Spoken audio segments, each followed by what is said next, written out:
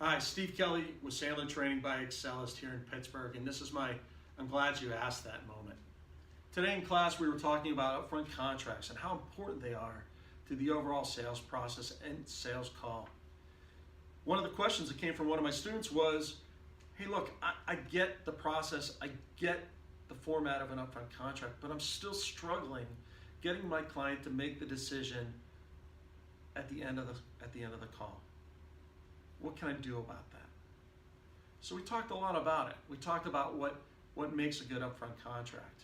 And what we learned was, while he was following the process and had the right format, when we got to the yes part, the part that said, yes, we want to do something, it was rather vague. It had some wishy-washy words in it. It sounded something like, well, maybe if we get to that point, we'll decide that we can continue to work together. As we talked more about it, he realized that wasn't specific enough. He also realized that perhaps he wasn't being specific enough because he was worried about what they would say.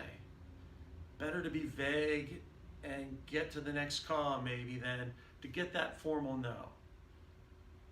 As we talked more about that, as you can imagine, he realized that better to get to the no and move on to the next prospect than to spend time churning through it because you didn't want to lose the prospect that was in front of you. That's going to help him be more effective and close more deals with the right prospects. Hopefully it helps you as well. Good selling.